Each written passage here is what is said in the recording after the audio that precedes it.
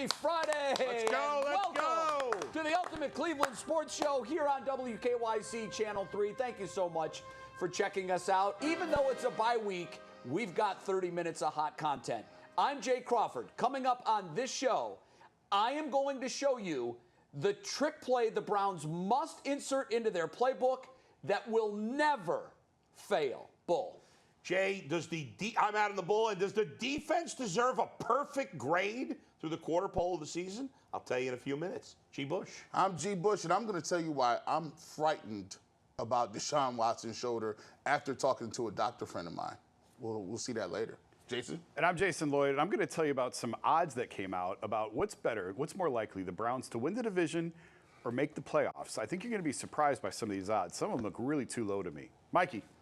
And I'm Mikey McNuggets, and I miss football. I hate the bye week, and the Browns need to come back.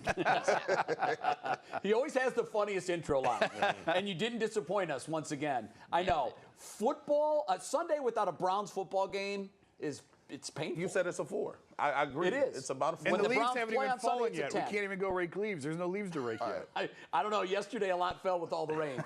Busy 30 minutes for you, and I love where we're starting because we're at the quarter pole. Yeah. So if this was a school year, this would be the 9-week first grading period. So let's pass out the grades, and we're going to grade offense, defense, special teams, and coaching. Bull, you start with the offense. What do they get? Are we putting up my grade here? There we go. The offense gets a C, guys. It's been a big disappointment. It kind of looks like a sideways U. Doesn't that C look like a sideways U? Yes, it does. Looks like an eye chart C. It's true. Cover your You're left right. eye and read it. It looks like an eye chart C. This one actually took me a while. At first, I was going to go even lower, but then I decided to just throw out game 4. Fair or not, that's what I did. I took it out of the grading book. I just based this on the first 3 games, and I thought the third game was really good, and that got me up to a C. But I expected the offense to be at least a B, if not higher. So far, they've been disappointing, but I did, in the end, come up a little higher than I initially thought with a C. This was very easy for me because I look at scoring. A, B, C, D. I give him a D because I've talked about on the YouTube show, teams will give you yards now. You can have all the yards you want, 20 to 20. That doesn't matter. It's what you do in the red zone. Are you scoring 6 or are you scoring 3? The Browns ranked 21st in the league in scoring, 21 divided by 32, 66%. That's a D. You can talk about throwing out this game. They all count the same. And right now, the Browns offense just hasn't been good enough. 1 out of 4, they look like they were competent, knew what they were doing. That's an F. So I'm being generous and giving them a D. Boy, I tell you what, this was a tough one for me. It feels like going to a fast food chain and not getting what you actually expected, but you eat anyway because you're hungry. I'm going to give them a C-. I would have given them a D except for the fact that Deshaun Watson played well against the Tennessee Titans. But other than that, it's been hit or miss. I mean, it's been ugly up front. We talked about the offensive line play. Jed Wills has not been great. The receivers aren't really open. The running game has really fallen off a little bit. And I look at it, what they told us and sold us. They sold us Elijah Moore, great offense, down the field throwing to Deshaun Watson. We just have not seen that to date. It still gets a little worse against the 49ers, so we'll see. But I got to give them a C-. Yeah, and I'm exactly where you are. I thought about going D, but I can't erase what we saw in the Tennessee game. So I don't think it's a D student. I just don't. We've seen how good they can be against Tennessee. We've seen how bad they can be against Baltimore. Somewhere in the middle lies the truth. I give them a C-. Next up, defense. And Jason, you can start there. I mean, this is easy, right? Like A-. The only reason it's a minus for me, they got dinged a little bit in the Baltimore game. Obviously, they weren't quite as good. So that takes them from an A to an A-. But otherwise, I don't know how you can complain about a unit that's getting after the quarterback, bringing consistent pressure by bringing 4 and 5, not even really having to get exotic with some of the blitz schemes. The defensive backs have been great. Linebackers better than we expected. If it wasn't for a couple, and really the Baltimore, the offense turned it over and gave it to them on short fields, but they did let Lamar loose a couple of times. So for me, A- is still, that's pretty doggone elite. All right. I'm gonna act like I'm in college and take a peek on your sledge. No one has ever copied off me in their life, Jay. You are in so much trouble. Yes. I gotta go with I'm A-. the one buying tests in college.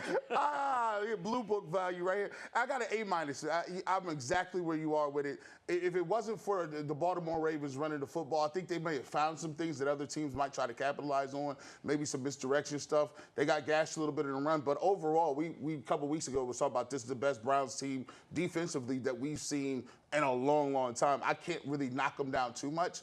I'll give them an A-, and I think that they actually have room to get back up to a regular A or A+, especially with the contest coming up against the 49ers. I'm giving them an A. So I'm the teacher that when the student comes to school and they're sick and they don't really have their best test day, I take that into account. No, the defense wasn't sick, but the offense was. They came in knowing there is zero room for error. And before they could blink, the offense gave them the Baltimore the ball on a short field. It's 7-0, and the defense at that point was thinking, I've seen enough of this offense to know that they're not going to score. So I'm not saying they gave up, but they knew to save your energy and take the L. I'm giving them an A. By the way, sometimes you eat fast food because you're fat. That's why. Well, that's what we do. I give them an A. An A- is ridiculous. They played the 3 best games of the year. The first 3 games, they weren't as good last week, but the offense killed them. They haven't gotten a ton of turnovers. An A, they've been the best defense in football so far this year. All right, let's go to special teams. Lot going on with this special teams unit. A lot of good, a lot of bad. G. Bush, where do you rate them? Listen, in between, I'll give him a C+. I was going to give him with a regular C because, Donovan Peoples-Jones is a guy who, just catches the punts. We don't have anybody back there that's taking over, doing anything. I gave him a C+ because of our kicking situation. Night and day from where we were, Jay, and I'll give him a C+ with that. Yeah, I'm going to give him a B-, and here's why. In the kicking game, in the special teams game, I heavily weigh the field goal kicking because that's a big part of football, let's face it.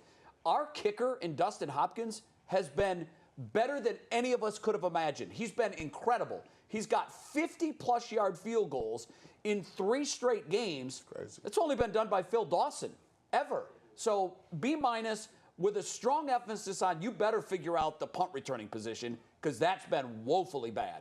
Mike, what do I got there? Well, you gave special teams a B. Thank you. I gave him a B. The kicker's been great. Now we got to see it when the weather gets bad. Cade York was great to start last season, too. But the punter also, he's been excellent. He was criticized in the past for his holding. He's an excellent punter. The major downfall, the only reason they don't get an A is because the punt return stinks. Yeah, I gave him a C. Dustin Hoffman gets an Oscar for best performance. Hoffman. He's been terrific with the kicking game. Kick return game, they're down to their 3rd returner. Obviously, they lost Jakeem Grant. They had to move Jerome Ford off it because he's now the starting running back. DPJ's been terrible on punt returns. I go back, I covered Ohio State when Brian Rubisky was there. The whole point was just catch it and fall down. And that's kind of where we're at with the punt return game right now. So it all balances out to me. I agree with Jay. Kicking game means more, but I still give him a C overall. I'd be happy right now with catch it and fall down. What I don't want is let it go at the 30 and it goes down to the 5. That was one game. Can't take that out. It's a bad sign when kick it and fall down is better than what you're doing. Yeah, and I think that's where we are. That's a bad sign. All right, now let's grade the coaches. And guys, this was the hardest one for me because on defense, we all agree that the defensive coordinator in Jim Schwartz was the biggest acquisition move they made in the entire offseason, player or not. He's been phenomenal. His schemes have let this defense be as good as they've been. But on offense, I'm just not seeing it. I'm sorry. I went back and looked. Kevin Stefanski won 4 games in a row, twice in 2020. In 2021, he won 3 games in a row once. They didn't do it last year, and they haven't done it yet this year. Win, lose, win, lose, win, lose. Give me some consistency. So for that reason, I'm at a B-. I'm at a B- as well, guys. I agree with a lot of what you said there, Jay. Kevin Stefanski, who I've been a defender of, has not done a particularly great job, I think, so far this year, either on the field or off the field, where he helped create a controversy that didn't need to be. Had he not said what he said, he's got to be aware of these things, and maybe he pissed off his quarterback. I don't know, but. to this point, he hasn't done a great job. Jim Schwartz raises the grade. He's been fantastic. Special teams coach, okay. I'm not giving him any credit for the kicker. The kicker does his own thing. The rest of special teams has been adequate, so that's why I go with a B-. They're 2-2. They're average. What's the average grade? A C. So I gave him a C. I agree. Kevin hasn't been as good as I had hoped. Jim Schwartz has been terrific. And I said this on the YouTube show a little bit ago. If ifs and buts were candy and nuts, you know, how that whole saying goes. But this team is one strip sack away and against the Steelers from being 3-1, and the only loss being when DTR started. So I think then we're having a completely different conversation. I think sometimes it looks worse than what it is.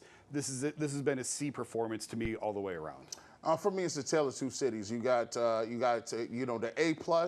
I wouldn't say Kevin Stefanski in the offense is an F, but I got to give it down the middle of a C. It's average. I think the offense needs a lot of upgrading and the creativity, learning down and distance, understanding that you got a DTR as a quarterback. Pare it down for him a little bit. So I give him a C overall. I just really believe that they can get better, and I think that Coach Stefanski will go to we'll go to the playbook and make sure everything gets done in the last 2 weeks during the bye week. All right, what you're saying is room for improvement. Remember that comment on the grade card? Oh, I got it all the time. Yeah, I did too. Needs improvement. Live up to the potential. Yeah.